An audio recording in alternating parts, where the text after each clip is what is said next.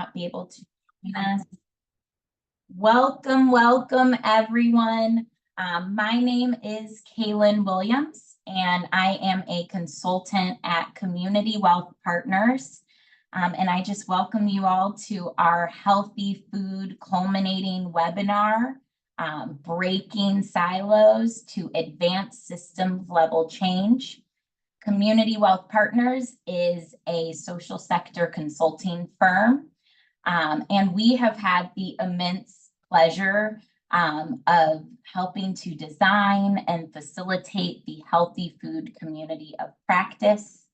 As you see spotlit on the screen, I'm joined by 4 members of the healthy food community of practice. And I'll give brief introductions of each of them. And then when they come on to speak a little later, I'll invite them to share a little bit more of an intro, how they kind of came to find and know the community of practice.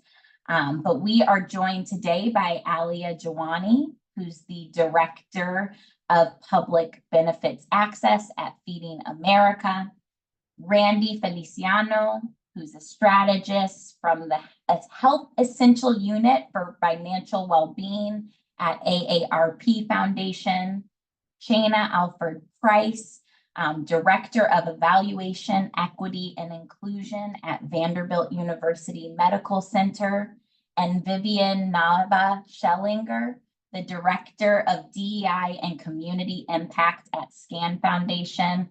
Welcome you all. We just thank them so much for being willing to participate in this conversation. I also would be remiss if I didn't acknowledge my colleagues from Community Wealth Partners that are joining us today, Lori Bartzak and Rafi Park and Carolina Ramirez. If you have any questions along the way, technical questions, personal questions, you can direct message Lori Bartzak in the chat, and she should be able to support.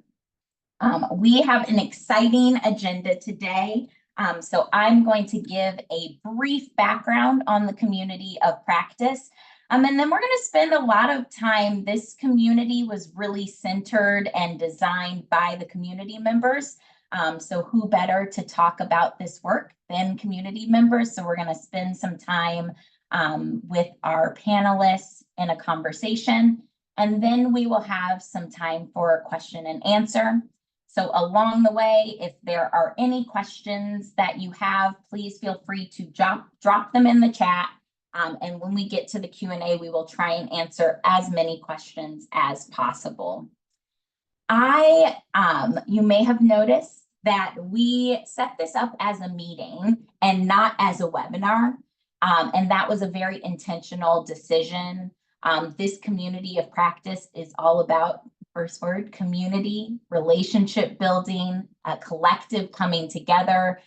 So I know that sometimes you join a webinar and you just want to have it in the background playing, and you might not want to be on camera, but if you are willing, please join us on camera. We'd love to see your faces and just be in a community and a collective together today. So just to give a little bit of background on the healthy food community of practice. The Healthy Food Community of Practice, or the COP, was founded based on a desire by organizations to come together and share practice, to learn from one another, and to collaborate. It was founded in 2020 thanks to a grant from the Walmart Foundation, and over the past 4 years has brought together over 50 plus organizations working in the access to nutritious food space. This community was founded in the midst of COVID-19. And if you can recall, that was a time when food insecurity was on the rise. There were a lot of really new challenges to how that work was being done, but how everyone's work was being done. And organizations were feeling particularly isolated. So this community was founded with a desire to see change in the healthy food space. We had diverse organizations that were coming together. The goal was to really break down those silos in the work that they had been doing for decades and maybe even longer. and not acknowledging that the challenges were making this work different and the outcomes in the system wasn't quite working the way that these groups had hoped and desired. So they came together really hoping that to achieve different and better outcomes in the access to nutritious food space, especially in the communities they were working in. So the organization saw that the systems needed shifts and change, and they came together as a community with the overarching desire to see that shift. As a community, they developed and clarified over time a goal, and I'll read the goal that you see on the screen. It's that Black, Indigenous, and other people of color communities have equitable access and consume nutritious food. Doing this will also address barriers faced by other marginalized communities. The group acknowledged that, broad systems change and this big goal wasn't going to happen overnight. It wasn't even going to happen in the 4 years of this grant. But the community had a commitment to take the steps in pursuit of this goal. And it's those steps and the activities that this community did that we are going to spend our time talking about today. The community anchored in several key objectives that they saw as critical precursors to contributing to changes they wanted to see in the system. And you see those 4 objectives here on the screen. It's building shared understanding and strengthening connections, acknowledge, amplify, and share resources and power, center culturally relevant policies and programs, and contribute to more equitable systems. So it's important to note that these are only some of the levers for systems change.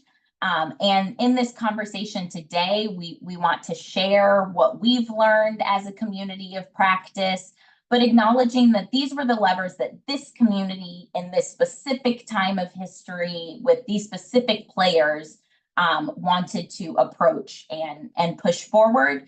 And hoping that in this conversation, you can take nuggets away, whether you're working in the food space or if you're working with collectives, hoping you can take away some tips on how you can bring together such diverse group of organizations and individuals to move systems forward.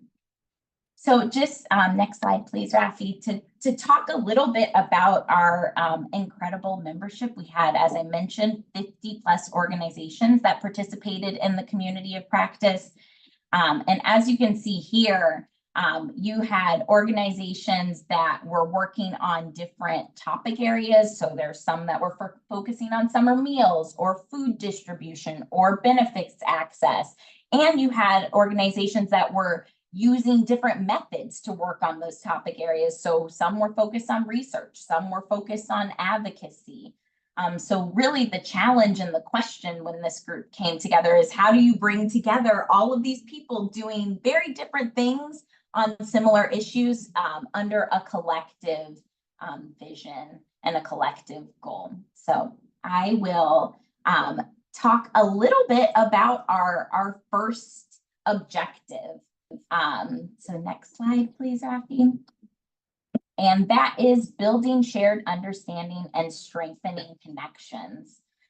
So relationship building was central to this community of practice. And I wish that, if you could underline, cross, circle, central is a key component, relationship building. I'm seeing some nodding heads.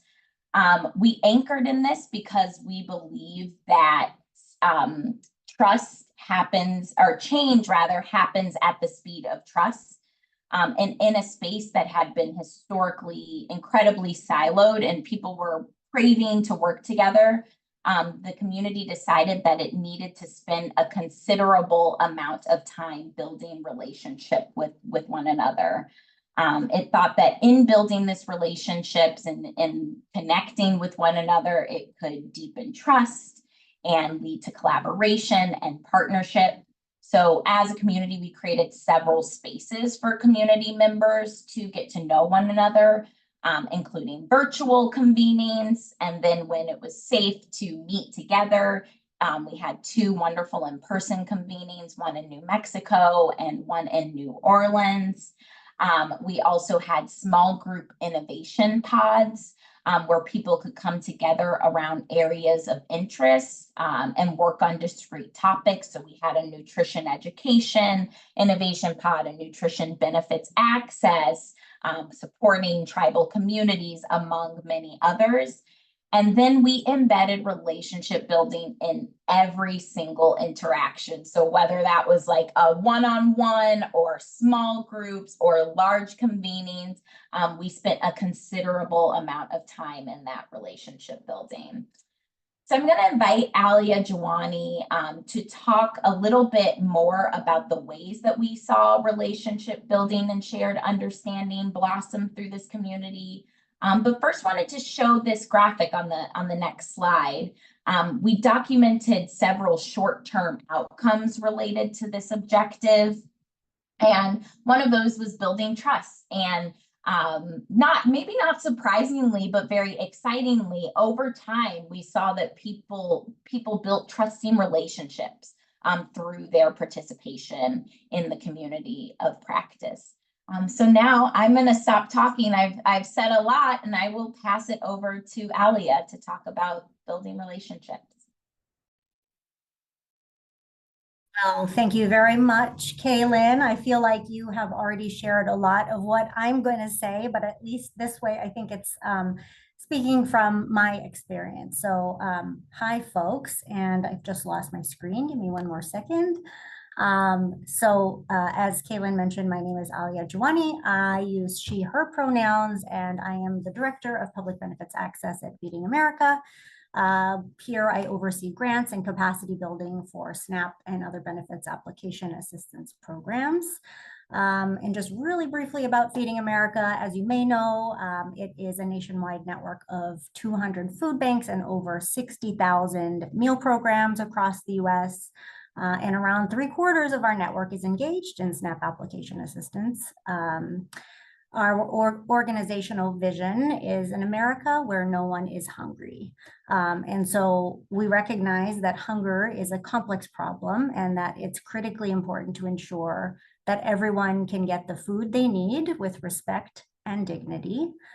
But in addition to charitable food access, we also advocate for strong policies like the Farm Bill that improve food security. And I think critical to this conversation, we seek to partner with other organizations and within communities to address the root causes of food insecurity.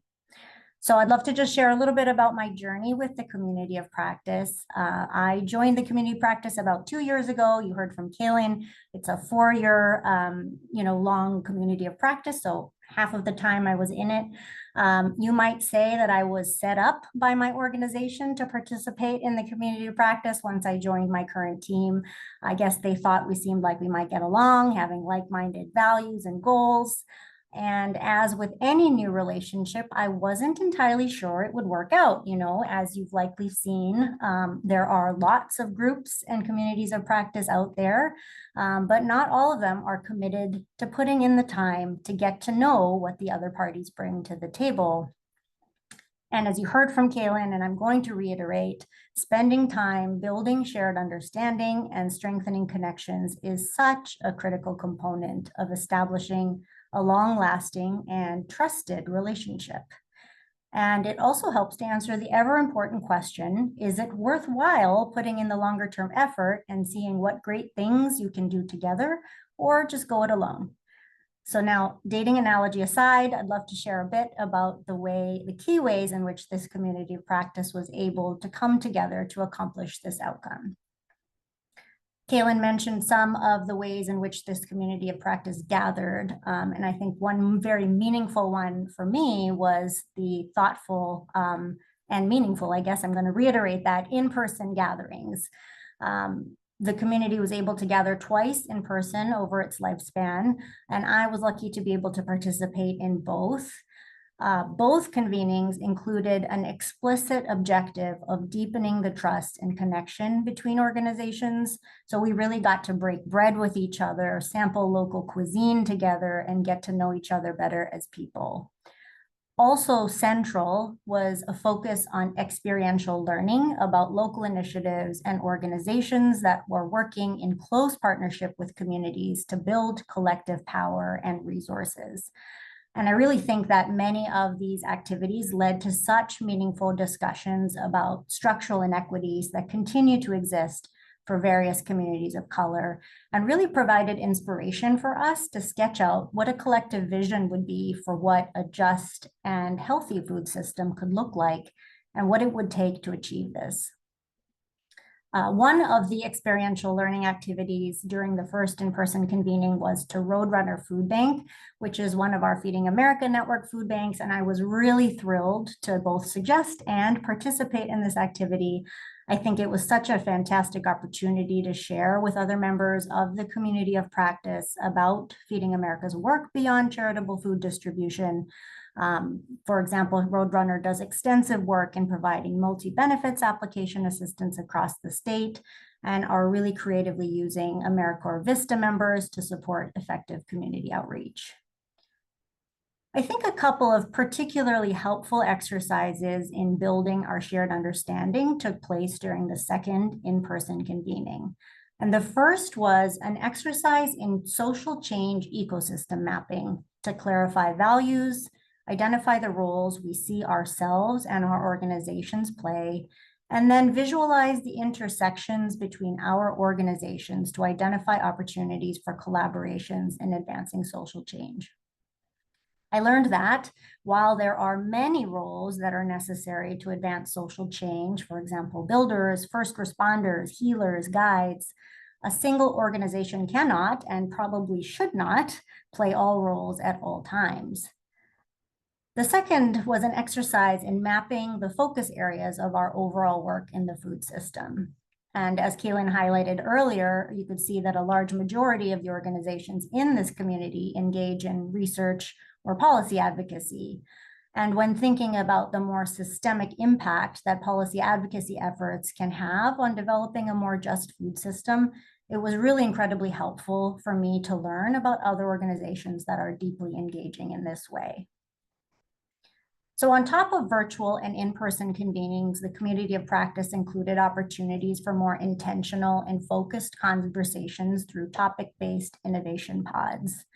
I participated in the Nutrition Benefits Enrollment Pod, which was about, I think, a dozen or so organizations working to understand and increase equitable access to nutrition assistance programs, as it's an area that's keenly relevant to my work, and it felt like a good fit. Over the course of monthly meetings, each organization in the pod presented about their work related to benefits enrollment and really what they're grappling with. And then we had an opportunity to ask each other questions, to probe deeper, and discuss shared experiences and intersecting work. Over time, we really had some great candid conversations around events and developments in the benefits access space. We elevated challenges and we shared resources and exchanged ideas around how to address challenges.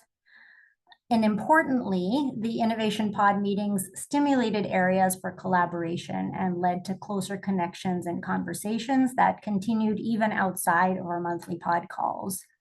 One notable collaboration I'd love to chat about was that I think was sparked through a conversation in one of our pod meetings was with Hunger Free America, which operates a national hunger hotline. And through conversations with Jim Wengler, shout out Jim, woo woo, not sure if you're here today, and his team, we were able to develop a data API to share a list of Feeding America food banks that offer SNAP application assistance to make available to folks searching for food resources on the Hunger Clearinghouse. And I've had many more ad hoc conversations with other community of practice members that have served to just spark an idea, share a resource, or initiate a collaboration. This community of practice has been a great catalyzer of these connections. I heard a term recently from someone at the Aspen Institute, and I think it nicely encapsulates the spirit of this type of community of practice: Hope Punk.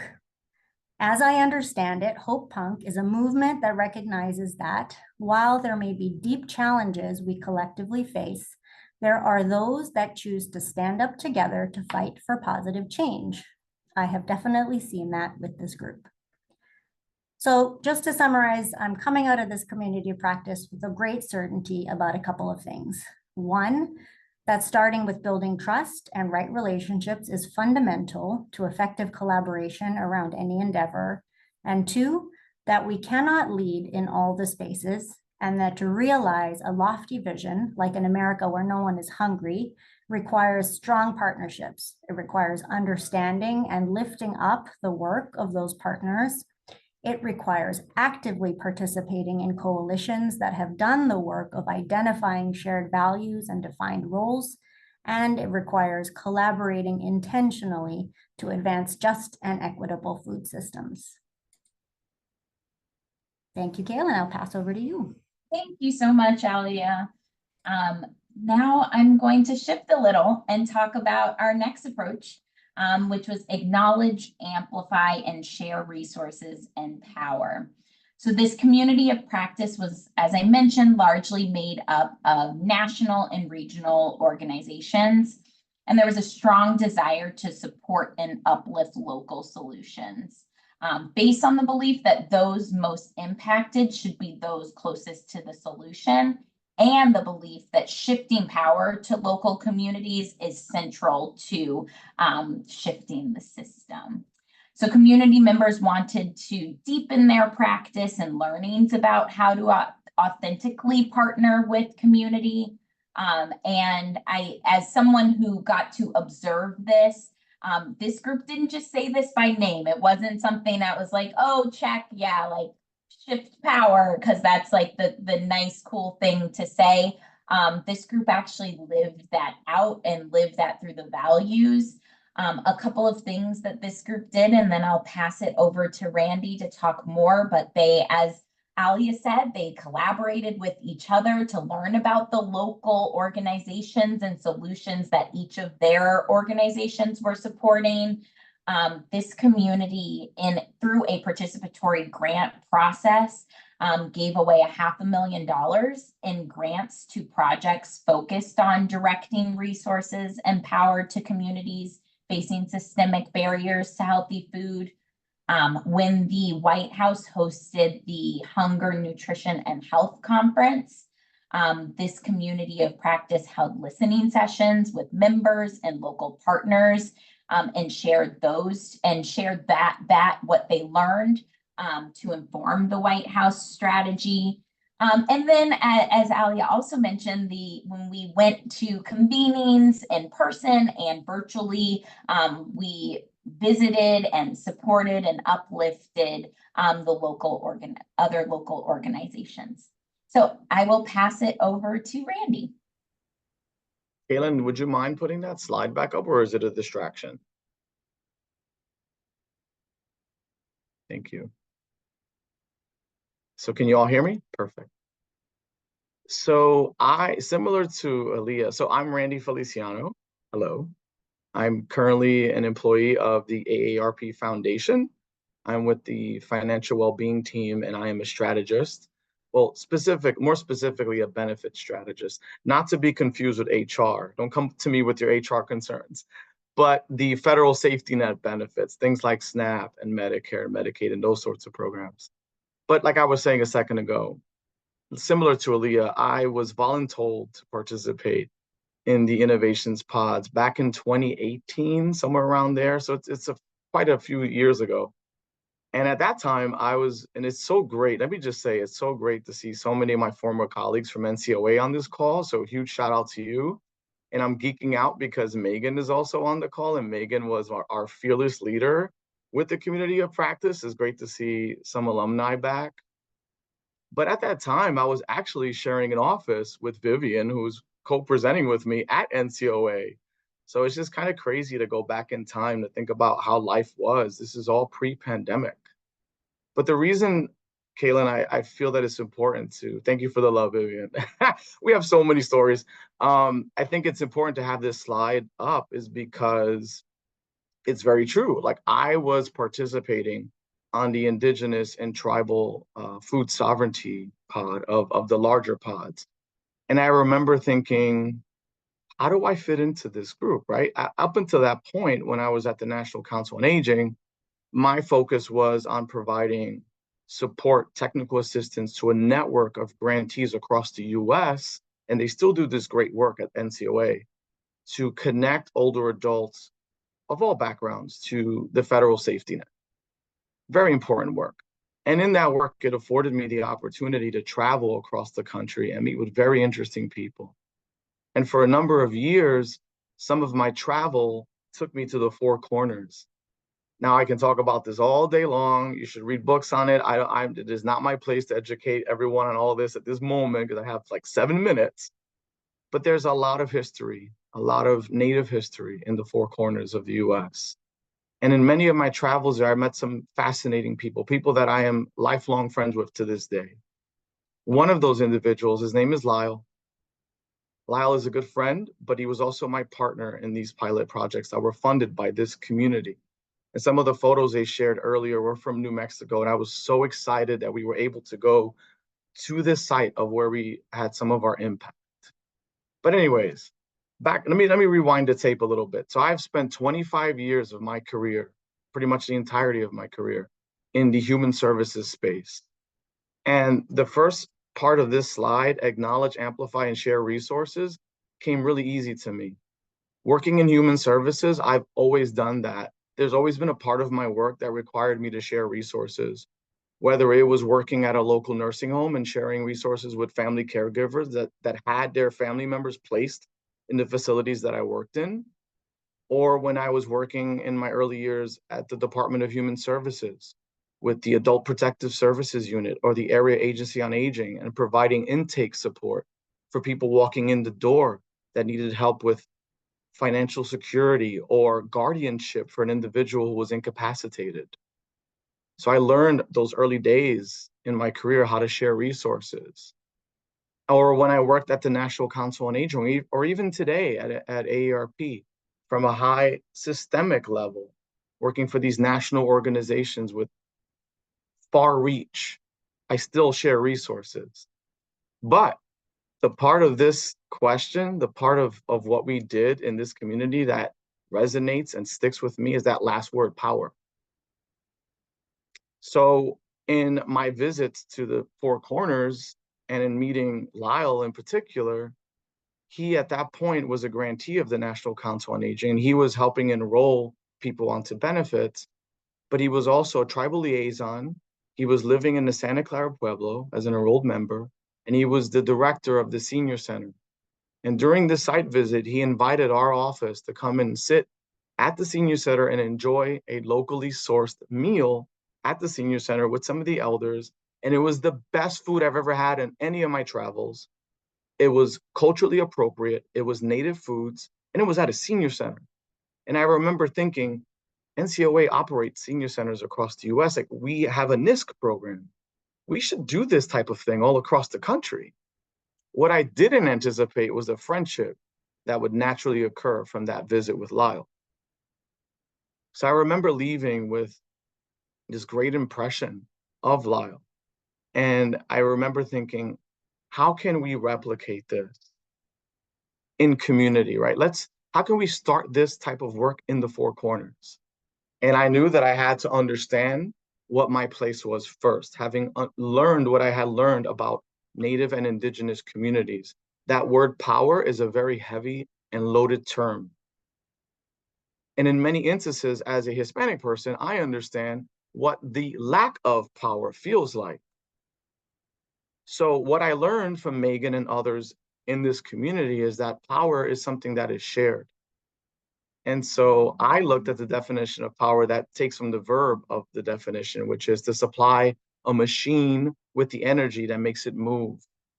So I knew, working with Lyle, that we were going to have to share power. The power that I brought was the power of resources, right? So I had a grant writer at the local level that helped us write for this food sovereignty work we wanted to do. I had editors at NCOA that helped me review my proposal. I had thought leaders and people that had connections at NCOA across the country.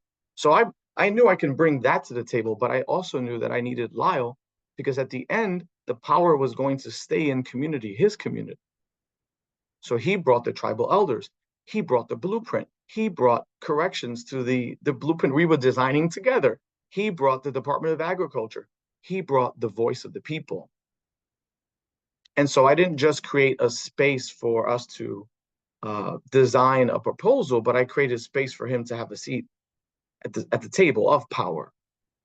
And so he brought power, I brought power. And so we wrote this grant, and I can speak about this for days. We have presented on this in numerous conferences. If you're interested, reach out to me. There's even a blog written about it on NCOA's website. But anyways, to fast forward, so the idea was to incorporate benefits, access, enrollment with providing these locally sourced foods. And it came through the purchase of a plow that was funded from the award that we received, $100,000.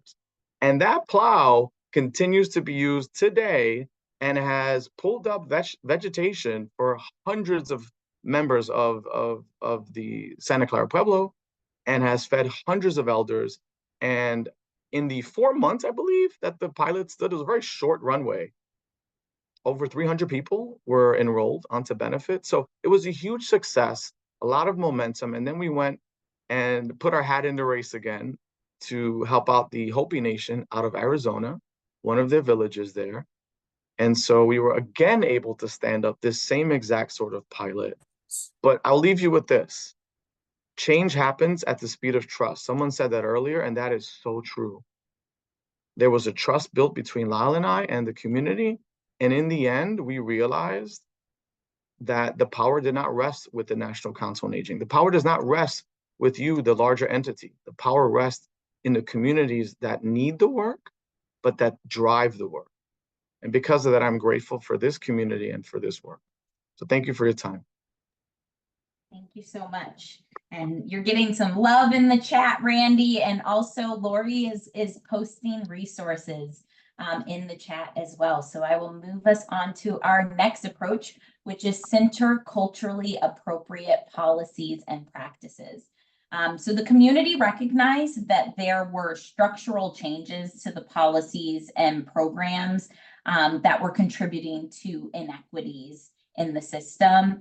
And they believe that for these policies and these programs to be effective, they needed to really center the communities that they served. The members of this community of practice saw opportunities for changes within their own organizational policies and programs, and wanted to learn more together and share with each other about how they could center culturally appropriate policies and programs. This is where we saw a lot of collective action. So community members coming together around topic areas like nutrition education, which I know Shana will talk about, and supporting tribal communities. And if Rafi, if you could go to the next slide. Some of our short-term outcomes that we asked about were like, what were the kinds of collaborations? And we were really excited to see that not only were people learning about each other's organizations, which we saw as a step towards collaboration, but there were several that were like actively collaborating with one another. Alia talked about the partnership between Feeding America and Hunger Free America. And Shana's going to talk about another collaboration. But we were excited to see that these collaborations were really around bringing culturally appropriate policies and programs to community. So with that, I will pass it over to Shana. Thank you, Kaylin. Can you hear me well? Okay, great. All right. Well, hi everyone. Nice to see you all. I can only see some of you. So, but my name is Shana Alford Price. I'm currently at Vanderbilt University Medical Center, but previously I was at Common Threads, which is a nationally focused nutrition education organization. They also focus on the impact of nutrition on chronic disease. And so that is why I was also voluntold to join this community of practice. And it was one of the best things that I could have done, but I just didn't know it yet, right? And so I'm gonna build on, I love Randy's story. I'm gonna build on both what he and Alia said about these experiences in community practice. They were unexpected. They were unknown at the time. And so that was some of the unfolding that happened. But basically, I joined the Nutrition Education Innovation Pod. It was I joined at the very beginning of the community of practice, and so that was in 2020, and we all remember what was happening in 2020. A lot. COVID-19, social injustice reared its very ugly head. Not that it's not always rearing, but particularly that year was awful. About a lot of things were happening then, and that was the time were that happened. That's the time the community of practice actually started. And so things shifted very quickly. I remember there was a goal, that there were some plans that were outlined, and those were thrown out the window. People just started coming together. We were all locked in and started talking about their experiences. And so in that pod, we just started talking. We had no goals. We didn't know what we were going to do, but we were driven by wanting to bring together our expertise. People in that and pod were coming from dietetics, research, nutrition and security, community engagement. There were a couple people primarily focused on Hispanic community. So we had a really diverse mix of professionals who wanted to do something. I mean, at that time, everyone felt compelled to do something. I couldn't get out in the streets and protest. I wanted to, but I said I can do this. And so that's what happened. So as that unfolded, what ended up happening was collective action, but I won't lie. My impression of collective action was always grander. It was always bigger. So I'd actually never thought about it as collective action. I just thought, hey, we're together, we're trying to do something good. But it was collective action, and I'm going to explain why. We brought together our expertise, we brought together our passion, and we brought together just the vision to do something. And so that was new, personally for me and for others in the team, where we were doing something outside of our job. There was no funding at first until we got a grant from the community of practice, and no one was asking us to do it. And that was a new pathway. We came together and we decided that one thing we could do was re-examine and make a contribution in a direction that had already been paved, which is how do you reassess institutional change in communities, recognizing that the status quo at the time, and some of that has dissipated, but it's still very present, of what nutrition education was, it was very much tied to clinical BMI. The success of it was really limited. A lot of times funders and organizations were looking to quantify an experience, a cultural experience that could not be quantified in a way that was hope. And so we all came together and said there was also something missing. There was the attitude that food wasn't culture, that food is culture. So what we started thinking about was, how do we challenge the status quo and think about a nutrition education framework differently? Oftentimes frameworks are the ones that are actually driving and shaping programs in communities. We also thought about the fact that a lot of times nutrition education, at least the big funding, is not coming from within the community, it's coming from outside the community. And so there was already a disconnect. And that's why we thought in many instances we weren't getting it right. We were at institutions that were diving in, offering a one-size-fits-all program and not seeing quote unquote change, right? So the next thing we did is say, okay, we need to do our lit review. We need to talk to people. So at that time we paused because we knew we had overextended ourselves. We were working well beyond our regular jobs, like I said. And so we went ahead and applied for a grant. And again, I go back to the community of practice, it being very unique. I actually been studying community practices when I was at PD America, shout out Alia. And many of them don't offer funding to communities. This community of practice said, actually, it's an obligation. If you win a grant, you need to give 50% of it back to a BIPOC community. And that is outstanding. So we actually applied for this award, and that was our goal. So what we did was we talked to farmers, we talked to directors at institutions, we actually held focus groups. We wanted to hear from people, what did they feel was missing from nutrition education that was community oriented? And we got a lot of good feedback. And what we proposed were really 5 key areas of the framework. Mental health. This was something that had started brewing, a conversation about mental health. But we wanted to take it a step further and really embed it in the behavioral health focus around what kinds of issues may drive someone to eat a certain way, right? So we started to really focus on embedding mental health in a nutrition education framework. Many people would disagree, But flash forward a few years, if you start getting into nutrition education programming and research, it's present now to some degree. I'm not saying it's because of us, but again, we were making a contribution. The second thing was local food culture. This has been buzzing for a while. The importance, and I think Randy touched on it, the importance of the locality and the context that it should be part of the local food culture. I mean, it is part of local food culture. It should be part of nutrition education. That is a critical part of assisting, exposing, and talking about the relationship between food and health. Local food systems, I mentioned Feeding America. Obviously, they're a big food system, but there's this bigger system that's corporatized food that we wanted to talk about. And again, when Randy mentioned power, this is very much a part of it. Who has the power when it comes to food systems? And oftentimes it's not communities.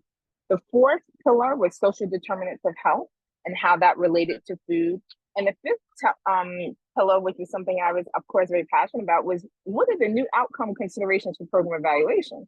How can we make room for talking about more than whether or not someone lowered their BMI?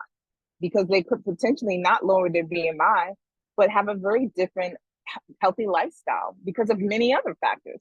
So how do we measure that?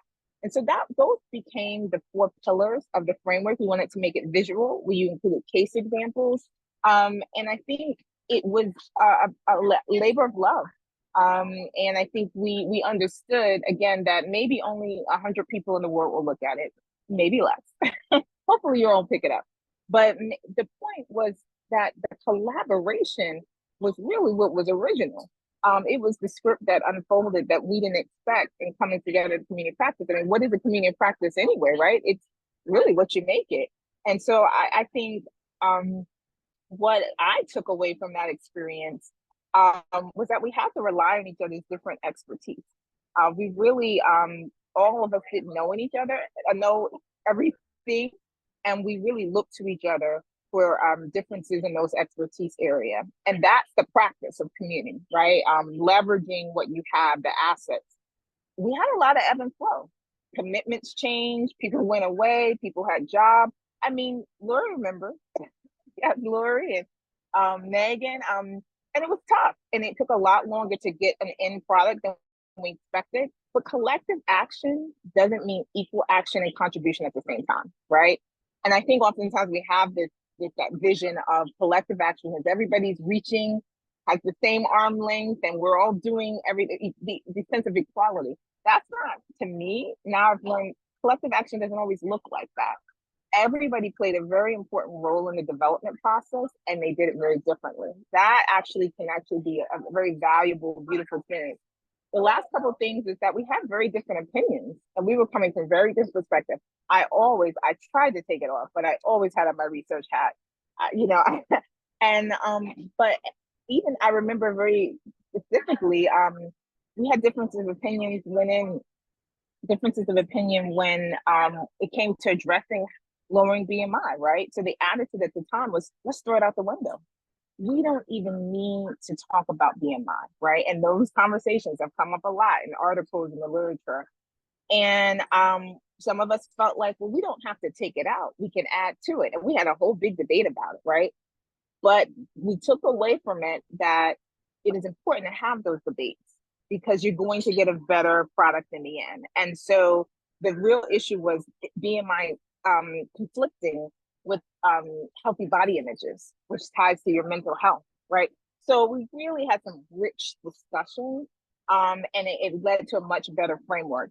And lastly, I think for me personally and professionally, it really widened my scope about possibilities of collaboration. Oftentimes, I know in my experience, a lot of this work is driven by your day-to-day job. I'm nonprofit, I'm mission driven, and I'm thinking about, well, that's this box that I need to stay in. Community of practice taught me something totally different. It said, you don't have to be in that box. There's nothing stopping you from collaborating with other like-minded people who want to do good. There may not be any money. There may not be a lot of things at the time, but you can actually start with an idea, passion, and focus, and that's literally what we did. We didn't have money, small grants until 9 months in, right? So we literally started this with literally an idea, passion, and a focus. and we landed on a framework that we're very proud of, and we do really hope that for the people who do look at it, that it is valuable. And so I want to actually thank the community of practice for all of the work that they did to keep bringing us together. There were some challenging times, a lot of ebb and flow and people attending, but for the people who stuck it out, as you can hear from Randy and Alia, really benefited. So I'd say that the audience, if you're thinking about, I don't know if I have time for community practice, and I'm not sure, just show up. You really don't know what's going to happen. So I will end there, and thank you, Kaylin. Thank you so much. I love that image of, like, you know, you think collective action, is everyone reaching at the same amount at the same time? And that's just, that can't be the case often. And like you said, we saw a lot of ebb and flow in this community. We saw people that had more time, less time, and we just took it, you know, took everybody's contribution as what they could give in that moment, in that phase of their life. And I think it really led to some really incredible work together. So the last approach I'll talk about, set up, and then pass it over to Vivian. But the community did a lot of work to develop a shared understanding of what they meant by equity, to see changes in the ways organizations are centering equity. It really took an understanding, an individual level understanding, and the community members put in a lot of time to develop that understanding. In 2022, the community decided to shift to a race explicit focus, which you saw in the goal, believing that race is the difference that makes the biggest difference. The community members took a lot of time doing shared learning experiences. We organized several learning series throughout the 4 years of the community of practice, including one that was a 6-session series on racial equity and inclusion. And I'm going to invite Vivian to talk a little bit more about contributing to equitable systems. But I wanted to share 2 slides first. Rafi, if you could go to the next slide, thank you. This slide just shows that participants increase their knowledge of BIPOC community needs due to their participation in this community of practice. So we see that, you know, and of course, it's not just because of this community of practice, but due to this community and other opportunities and learnings and resource sharing, we saw over time there was an increase in the knowledge around those communities. And in the same vein, if you go to the next slide, participants increase their awareness of systemic gaps in the healthy food access and consumption space due to their participation in this community of practice. And that's something that I know the community members and us at Community Wealth Partners are particularly proud and excited of. So with that, I will pass it over to Vivian. Thanks so much, Kaylin, and thank you for having me. Thank you for having me these last 4 years, 3 years, really. I joined the community of practice a little bit later, but just incredibly grateful, just come to this space with so much gratitude and continued learning. I think just even in this webinar among friends, who I'm honored to now call friends, I've already learned something new. And I think that's really a hallmark of what we've created together. Is just this constant learning from each other. And I want to talk a little bit about that in terms of just how we've shaped or contributed to more equitable systems. But first, Vivian Nava-Schellinger, I'm use, she, her, pronouns. I'm the Director of Diversity, Equity, Inclusion, and Community Impact with the SCAN Foundation.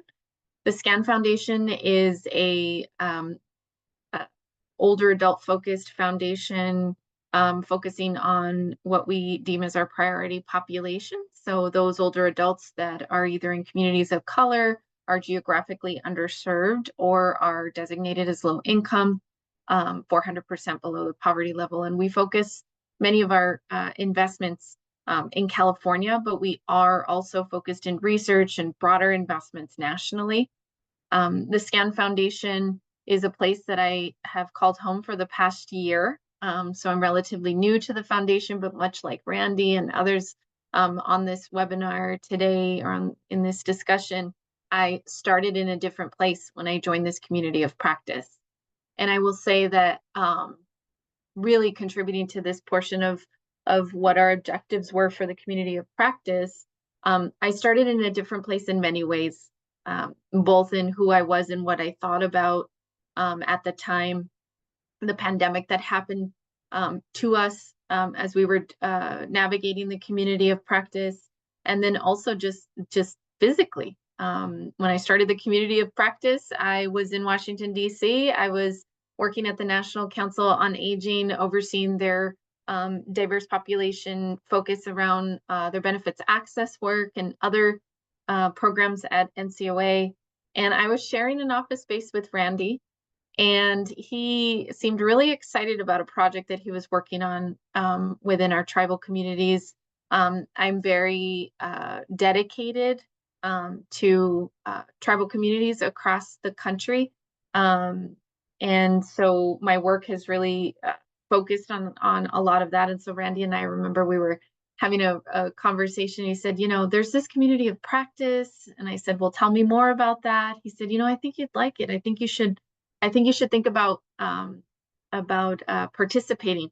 So maybe I was one of the only ones that wasn't voluntold on this call. It was absolutely something that just sounded very interesting to me. I'm a very curious person, and again, my focus really has always been on continuing to learn about the communities that we say in the organizations that we're a part of, that we are here to support and to help and to invest in. And so part of that was just my curiosity. And what I was able to do was attend the convening in New Mexico. I'm originally from El Paso, Texas, and so born and raised on the border, and my heart is definitely in the Southwest. And so it was an opportunity to be able to kind of go close to home, and an opportunity to really integrate myself into tribal communities that we were working with at the time. And so, I didn't really know what to expect. And what I received in return was really life-changing. I will say that, in contributing to making equitable systems, it really has to start with you first. I think many of those on the webinar today, I kind of alluded to the fact that, there's this sense in all of the organizations that we are a part of, or that we've been a part of, there's this sense of collaborative kind of action or collective action, and all of that is absolutely needed, but it starts with you first. And so it really opened my eyes into what I wanted to do, not just with the work that I currently had in front of me, but how did I want to infuse some of the teachings of this community of practice into my career in general and into my future work. And so I think one point that I want to make in how we contributed to more equitable systems, in at least how I felt like I did in this practice, was really viewing relationships as wealth. Relationships that we were able to build were to me the richness of this entire endeavor. I think it was really all of us are leaders in our own ways, in our own capacities, in our organizations, and I think it was through this really community forward leadership model that you all kind of brought to us and curated for us. These spaces were so beautifully done. I do think that the lack of having to validate and revalidate yourself oftentimes as a person of color, even in nonprofits that are well-meaning, organizations that are focused on ensuring that people have access to the things that they need. The reality is the person actually doing the work is usually the one who has to lift the hardest to just ensure that their voice is heard, that their interests are represented, that their lived experience is something of value in a conversation, in a boardroom, in a conference room, in a strategy, work session. And so I think walking into a space that was already curated in a way that didn't require me to have to validate or revalidate who I was and why I was valuable to the group, I haven't really been a part of something like that in my career. And so I think that you can see from everybody's contributions here and their experiences, I could assume that that's really how everyone has felt. The energy in the room, the vibes were all about being able to bring your whole self. That's very rare. That's a rare opportunity that you receive to be able, as an advocate, and especially in nonprofits or in philanthropy, is to be your most authentic self and to feel okay with that. It's a radical kind of honesty that we were able to engage in, and that allowed for us to then break down those silos, to build the shared understanding, to acknowledge and amplify shared power and resources. It allowed us to actually focus on the work. The work itself wasn't in reclaiming why we matter and why our voices should be heard, which oftentimes becomes the work. And so, I think, so one thing, a way in which we were to build more equitable systems through this community of practice was knowing that relationships were wealth and valuing each other. I think the second way is, the ways that we did that were to see trust as capital for movement making. Really, if you have trust in place with the communities that you're serving, with the people that you're in the trenches with, or planning or strategizing on how Randy was going to get, funding for that tractor, for the tribe to be able to have for years to come and be able to feed their people and meet their needs. All of those things require trust. And so I think just having the space to be able to do that as professionals in a variety of different spaces, I wasn't wholeheartedly focused on food justice or food access, but I was focused on making sure that older adults, and I still am, making sure that older adults have what they need to make, these autonomous decisions about how they will live their lives. And so, it was just such an enlightening experience to be able to focus on the work ahead and understand that trust was capital for that. And I think the last thing I'll mention is just the personal impact that allowed us to contribute, each one of us, to feel like we were contributing to a more equitable system.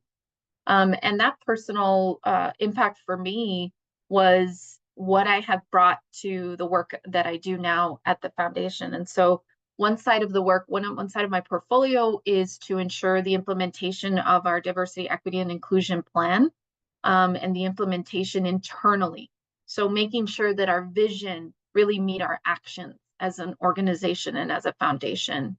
And so that's, I've taken many things from the community of practice, whether it was the model of shared power, community, continuum of shared power, which I know is something we talked about a lot, which was, I think, made the difference in making sure that we were talking about a race explicit focus. That in and of itself, having, I think about, why I joined the organization that I'm a part of now, is really the opportunity for philanthropy to have courage in this space, to have the courage to say that, a race explicit focus, or a focus on, the historical inequities that people have faced, is obviously going to affect how they age. Just saying that and having vision meet with practice can change the game. It changes the system. And so bringing some of those teachings from our race equity and inclusion trainings that we received, the work sessions that we were a part of, all of that I've brought to my work today. One of the things I wanted to highlight, and how we're hoping to change systems, is through the SCAN Foundation's Advancing Health Equity and Aging initiative. And under that initiative, we have a whole host of, I would say, vehicles for social change and for systems change. And one of those vehicles is something that I actually, I used my experience in the community of practice to make sure that I created and elevated. And it's called Harnessing Momentum. Harnessing Momentum is a year-long campaign throughout the entire year to elevate issues at the intersection of aging, disability, race, and social justice. We elevate it through really thoughtfully curated workshops, trainings, roundtables, co-authored resources that we then ensure that we are talking about those issues that people often do not connect to the reasons why health disparities or health inequities exist as people age. And we are being, race forward, racist explicit, and we're talking about the fact that when you're talking about health, it just doesn't impact everyone equally. And so we've continued partnering with a number of different folks that I've met in the community of practice, and we actually hope to partner more with those that were working in the intergenerational pod on the intergenerational cookbook that was created with LA City Senior Services and a partnership for Healthy America. And so, the momentum continues. And I think at the end of the day, the way in which we changed these systems, or if we look back and see and evaluate how we did, it was because we changed our vision of what we brought to the solutions and to the challenges. We changed the view of who we saw, the power that we saw and the privilege that we saw that we had in the positions that we were in, and the ability to really move the needle. And so forever grateful and just completely honored to have shared these spaces with all of you. Thank you so much, Vivian. I just really appreciate the ways that we continue to hear about how this community of practice, whether people have shifted organizations or roles or where they see themselves in the work, that this work continues forward, even though this community as it is right now is sunsetting. So now we have about 10 minutes left in our time together. So wanted to open the floor for questions. You can either put your questions in the chat, or you can raise your hand and I can call on you if you would like to come off mute and join the conversation. So any questions for our speakers, for our Community Wealth Partners team?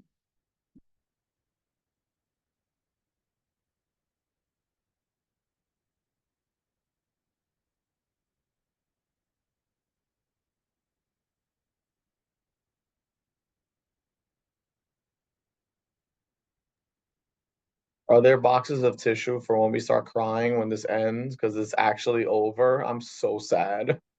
I know this group will be missed as it is now, but we had a speaker come to the culminating event for the Healthy Food community of practice, and the speaker said that we had on one suit, and it's now we're putting on a new suit to do new work in different ways, referencing kind of Marvel and Iron Man.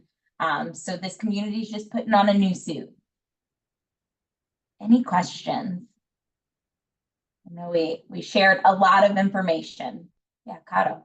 I think there's a question in the chat of how the community of practice orgs plan to stay connected after the program ends. Yeah, thank you, Kato. Vivian, you wanna?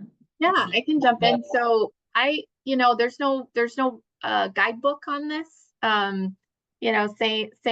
Saying bye, I think is just the beginning, because at least in my work, I've taken it upon myself to really think about the partners and the people that I've met in this community of practice, and really continue to stay in touch with, potentially, engaging in the harnessing momentum work that I mentioned, but engaging in other facets of at least where I am now. I think it's really just thinking about, again, that relationship as wealth, and understanding that you can continue to do the work that we're doing. You can do it in different ways.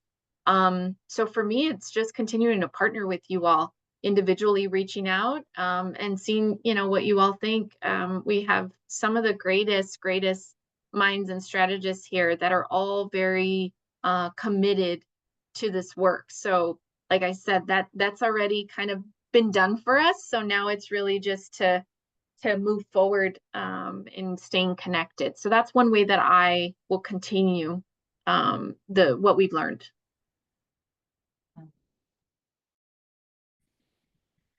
Another sustainability effort that's happening with this community of practice is have the opportunity to get some amount of funding to join other membership organizations that are membership organizations that are part of the community of practice.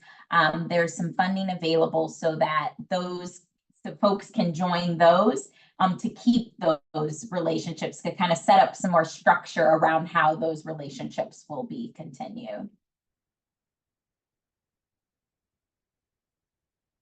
Any other questions, Caro? If I missed any in the chat, definitely let me know.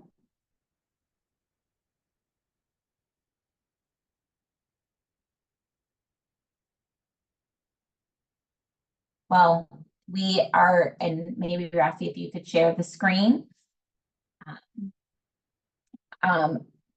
This is not the last time to ask questions here, and then if one of my colleagues will drop it in the chat, but this is our email. So if you have any questions that came up, I know sometimes, at least for me, it takes me some time to process information, and I'm like, 2 hours later, I'm like, oh, maybe I should have asked this, or I'm curious about that.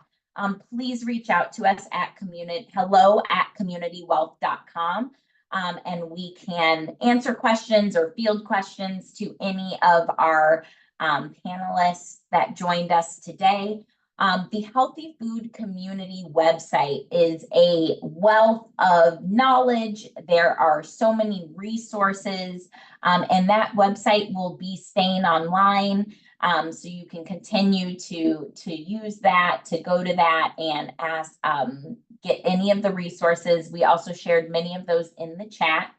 And we will follow up with an email after our time together with those resources, as well as, and I set myself up for my next slide, as well as a couple more resources from the community of practice that are coming out. So we have a few tools and documents that we are in the final stages of putting together as this community of practice. We have a summary document that really shares summary on the progress of this community of practice. It kind of mirrors the conversation that we had today around those, what are the key approaches. The evaluation partners, Engage R&D, are developing a case study on this community of practice.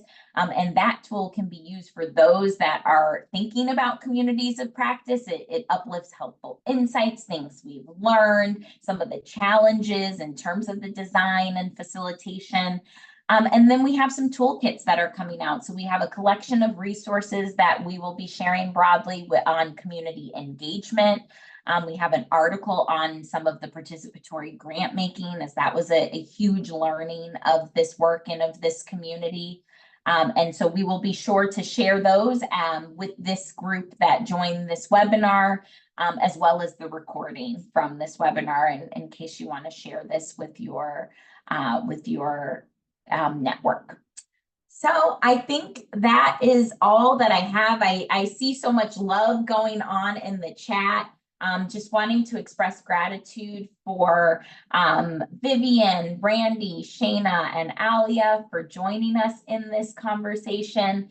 Gratitude for those of you who joined us online. We really appreciate you learning about this work and coming together. And then gratitude to this wonderful collective of individuals and organizations that have been in this work for 4 years and will continue this work as we put on our next suit. So thank you all so much for joining us today.